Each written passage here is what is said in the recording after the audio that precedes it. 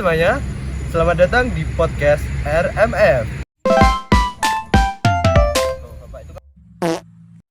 Di episode kali ini, kita bakal bahas sesuatu yang dekat banget sama kehidupan kita sehari-hari nih.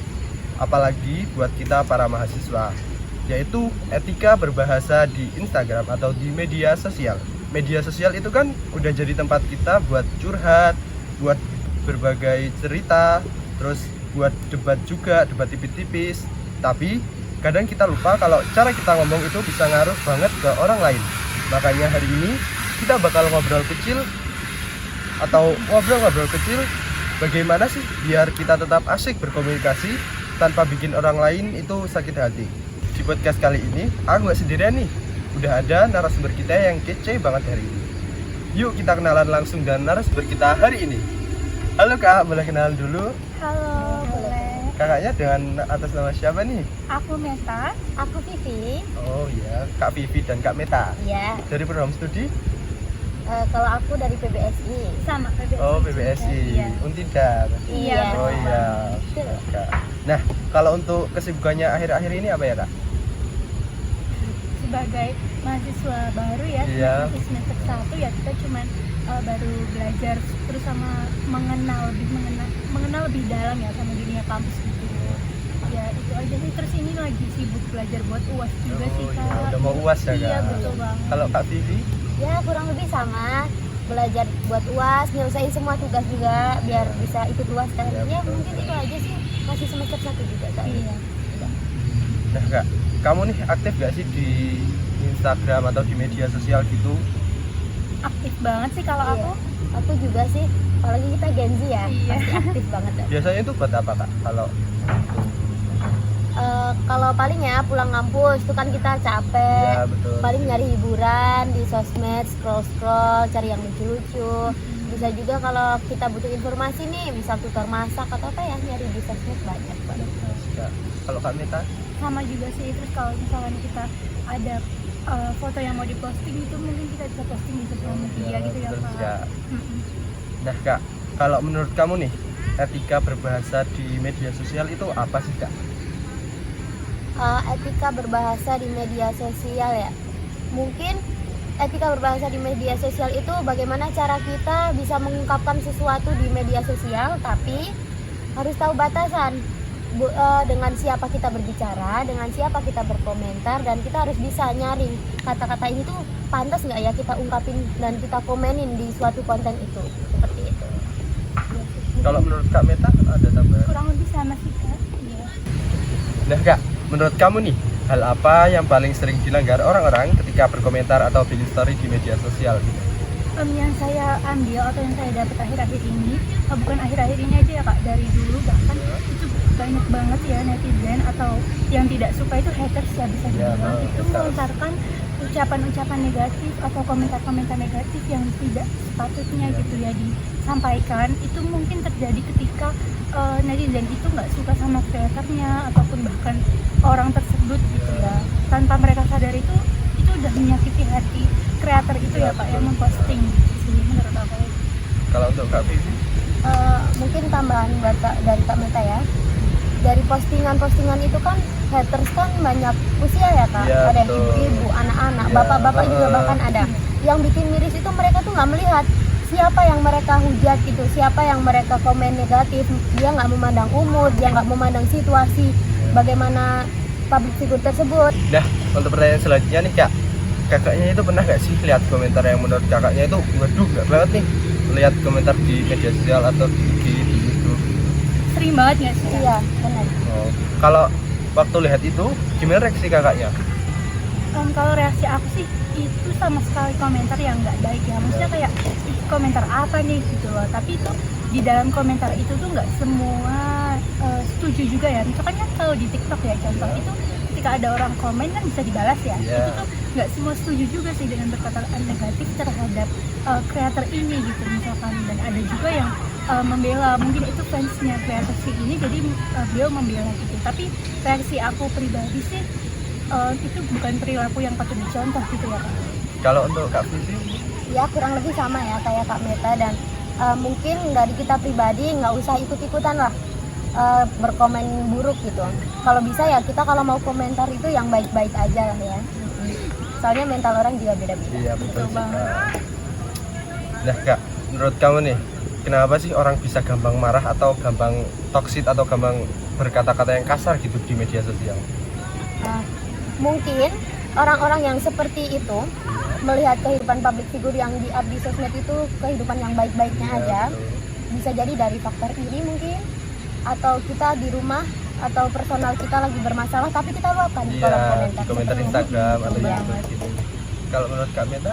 Kalau menurut aku itu pernah baca ya, ada yang namanya itu anonimitas. Itu tuh perilaku ketika seseorang itu merasa dirinya tuh nggak dikenal gitu loh, atau mungkin ada haters yang komen menggunakan fake account gitu ya Kak. Iya, Itu betul. sering banget terjadi ya, dan mereka tuh merasa ini orang nggak bakal tahu siapa gue gitu, siapa aku, jadi mereka berhak ngeluapin komentar apapun tanpa ada yang tahu siapa dirinya gitu Kak. Ya. Nah Kak, lanjut lagi nih ya.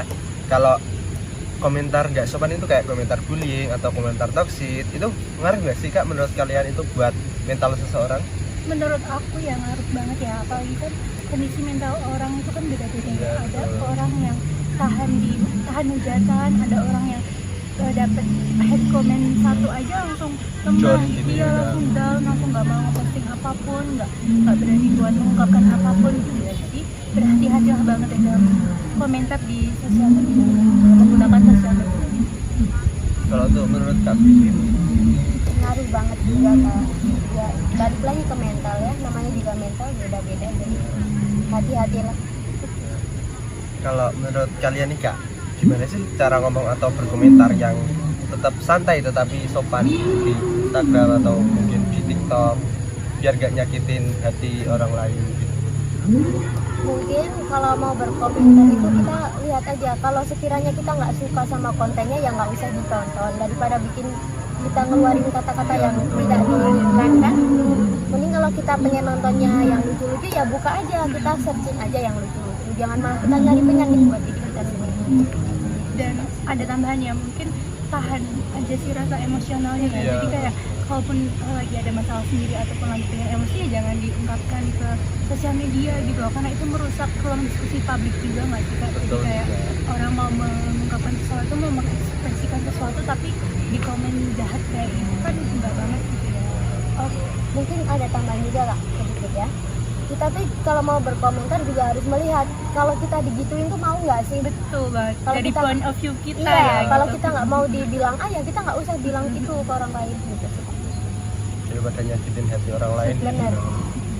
Nah Kak, kalau tips singkat nih Kak buat teman-teman mahasiswa biar tetap jaga etika atau jaga etika gitu di media sosial gitu. Tipsnya mungkin lebih ini ya, apa namanya, tingkatkan literasi digital ya Pak, karena tuh atau mempelajari lebih dalam sih kalau kita tuh berkomentar seperti itu tuh manfaatnya apa gitu loh, baiknya gimana gitu, itu sama sekali nggak ada manfaatnya ya. Jadi menurut saya itu sih lebih banyak belajar aja sih dari media sosial gitu. Dan juga mungkin bisa lebih mengontrol diri ya. Iya, betul. Tadi yang Mbak Mita sampaikan, kalau lagi emosi ya jangan buka sosmed dulu. Kalau butuh hiburan ya buka yang lucu-lucu dulu. Itu aja sih Kak. Nah, kalau itu kan tadi tips singkat buat teman-teman mahasiswa nih Kak. Kalau buat yang misal orang tua atau anak-anak gitu, ada tips atau solusi gitu yang biar komentarnya bisa yang baik-baik. Mungkin untuk anak-anak dulu ya. Anak-anak zaman sekarang kan banyak banget ibu-ibu yang udah mulai ngasih gadget ke Iya, anaknya betul. biar anteng, biar diam, padahal itu seharusnya belum di umurnya. Anak yang umur 3 tahun, umur 4 tahun yang baru mulai mencoba beradaptasi dengan lingkungan itu dikasih handphone dan dia melihat konten dengan bahasa yang mungkin kurang baik, itu akan membuat pengaruhnya bicara dia terhadap orang tua. Mungkin untuk orang tuanya membatasi bermain HP, kalau bisa bahkan nggak usah dikasih sama sekali karena Iya. belum umurnya. Kita pun ya Kak, dulu pas kecil juga nggak dikasih HP juga Iya, bisa betul. mengikuti Iya bisa, kan. iya, karena kan tambahan ya Kak, karena kan kalau anak-anak zaman sekarang tuh kalau nggak ada HP tuh rasanya kayak marah gitu ya, Iya, ngamuk betul. gitu Iya, ya, benar. tantrum gitu. Sebenarnya tuh itu butuh pengawasan yang lebih adil sih dari orang tua, gimana caranya mendidik anaknya supaya nggak ketergantungan sama gadget gitu. Kalaupun emang mau menggunakan gadget ya digunakan untuk sesuatu yang bermanfaat. Contohnya ketika ada PR di rumah, tugas di rumah itu bisa dibuat buka internet buat cari referensi gitu ya Kak. Ya jadi pengawasan dari orang tua juga penting banget Kak. Kak, kalau solusi atau tips buat orang tua nih Kak, kan sekarang banyak orang tua yang main media sosial gitu, entah itu kakek-kakek atau entah ibu-ibu, bapak-bapak, itu bagaimana Kak? Mungkin untuk keluarga, bapak-bapak, ibu-ibu itu daripada kita main HP sendiri-sendiri ya, mending kita quality time lah sama keluarga, main-main sama keluarga, pergi kemana, nggak harus sesuatu yang mewah kok, kita bisa kayak jalan-jalan ke taman sama keluarga, itu bisa mengurangi penggunaan gadget sehingga emosi kita lebih terjaga. Ya mungkin untuk kegiatan ibu-ibu pada umumnya ya seperti senam ya, biasanya ibu-ibu kan suka senam ya, senam, yoga gitu, atau mungkin shopping lah gitu. Jadi kurangin dah berkomentar yang negatif gitu terhadap orang yang nggak disukai gitu. Betul, Kak. Nah Kak, terakhir nih ya, kalau kamu cuma boleh kasih satu pesan nih Kak soal etika berbahasa di media sosial, apa yang paling penting gitu? Nah, mungkin aku dulu ya, mungkin perlakukanlah orang lain sebagaimana kamu ingin diperlakukan gitu ya. Iya, maksudnya itu apa ya Kak? Maksudnya ketika kamu itu pasti setiap orang nggak mau dong di head comment Iya, gitu ya, betul. nggak mau di komentar negatif gitu kalau udah memposting sesuatu. Nah makanya jangan lakuin itu ke orang lain gitu, bisa mungkin kontrol gitu emosi diri kamu, kontrol tangan kamu juga Ya, gitu betul. buat tidak berkomentar negatif. Kalau dari aku ya Kak, mungkin sesuatu yang hati-hatilah dalam berbicara, karena mungkin sesuatu yang kita ucapkan menurut kita itu biasa aja, biasa banget malah. Iya. Tapi menurut orang lain itu belum tentu nggak bikin sakit hati gitu loh. Selalu ingatlah ya, kalau mulutmu itu harimaumu. Terima kasih ya Kak. Nah, itu tadi podcast kita dengan mahasiswa program studi pendidikan bahasa dan sastra Indonesia Universitas Blitar. Podcast yang menarik tentang etika berbahasa di media sosial. Bagaimana kita harus menjaga komentar kita agar tidak menyakiti atau mengganggu mental orang lain. Nah, saksikan podcast RFM di episode berikutnya dengan kejutan yang menarik lainnya. Dadah! Dadah!